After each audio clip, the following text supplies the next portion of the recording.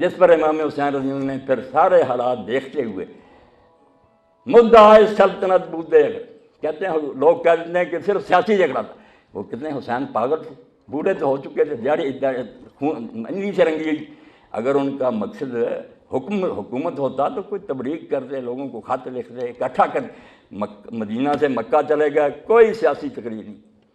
کسی کو خط نہیں لکھا، راستے میں جو لوگ خود ملتے گئے ان کو علانیہ ایک سچے رہنما کی طرح بتا دیا کہ میرا کیوں ساتھ دیتے، میں موت کی طرف جا رہا ہوں، کوئی فائدہ نہیں، لوگ چھٹتے چلے گئے، ملایا نہیں، کیونکہ ان کے سامنے کوئی جنگ نہیں تھی، کوئی وہ جانتے تھے کہ میرے باپ کو دھوکے سے بس کر دی، علی ختم ہو گئے، حسن نے چھوڑ دیا، میرے پاس 20 سالہ اقتدار معاویہ کے بعد کون سی طاقت ہے میں اس کا مقابلہ کروں، مگر ایک طاقت میرے پاس ہے کہ میں میدان میں نکلوں، اپنی بہنوں اور بچیوں کو لے کر نکلوں۔ جب حضرت ام سلمہ نے کہا کہ بیٹا تم جا رہے ہو، ان عورتوں اور بچیوں کا کیا کام؟ آپ نے فرمایا شاء اللہ یرانی قتیلا ویرم نساء سبا، اما وقت ایسا آ گیا کہ اللہ چاہتا ہے کہ میں قتل ہو جاؤں اور میری بہنیں قیدی ہو جائیں، اس کے بغیر مسلمان نہیں جاگیں گے۔ یہ سو گئے، 20 سالہ جبر نے بالکل ان کی زبانیں بند کر دی۔ جب میں جان دوں گا تو میں کوئی عام آدمی تو نہیں کہ بس مٹی میں مل گیا لوگ بلا دیں۔ اسی وقت آپ دیکھتے ہیں کوفہ جاگا، وہاں توابون اٹھے، مختار اٹھا، ابن زبیر اٹھے، ہر جگہ بغاوت ہوئی۔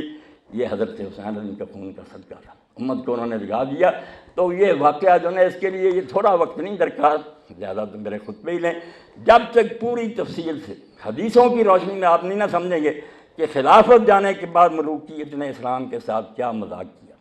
اور بعد میں آنے والوں نے دین کے ساتھ کیا ٹھٹا کیا۔ ایک اشارہ کرنوں کہ اسلام پھر اس طرح مظلوم ہو گیا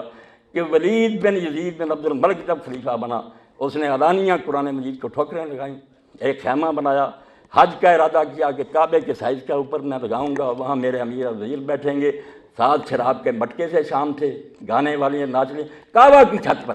وہاں جا کر لوگوں نے سمجھا کر تو کرے گا، بوٹیاں تیری اڑنے بعد آ گیا، مگر زندگی الحاد میں، زندگی میں، کفر میں گزری، اللہ رسول کا مذاق اڑاتا رہا۔ ادھر چل پڑے تھے لوگ، حسین رضی اپنے خون سے اس کو روک نہیں سکا،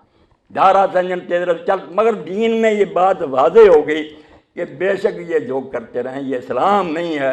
اسلام کے خلاف ہے، اسلام وہ ہے جو اللہ کی کتاب میں ہے، ان کا عمل جو اس کے ذمہ دار یہ ہیں، اللہ کا دین ان کا ذمہ دار نہیں ہے۔ وآخر دعوانا الحمدللہ رب العالمین۔ اگر پھر موقع کبھی ملا یا آپ فیصلہ باز آئیں سن لیں، جس کو حوالہ درکار ہو حدیث کی کتابوں سے مسئل ہے، اللہ کے لیے نا حسین رضیوں کے قصے کو ایک قصہ نہ سمجھیں کہ وہ یزید کے ساتھ ٹکر ہوئی، ایک شہزادہ اٹھا، اس کی تیاری مکمل نہیں تھی، ہار گیا، معاملہ یہ نہیں،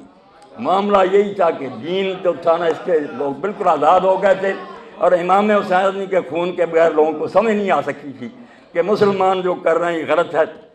سچ وہ ہے جو اللہ کی کتاب میں ہے۔ اللہ کا لاکھوں لاکھ درود اور سلام آپ پر اور آپ کی آل اطہار پر، آپ کے نیک اصحاب پر۔ وآخر دعوانا الحمدللہ رب العالمین، صلی اللہ تعالیٰ علی خیر خلقہ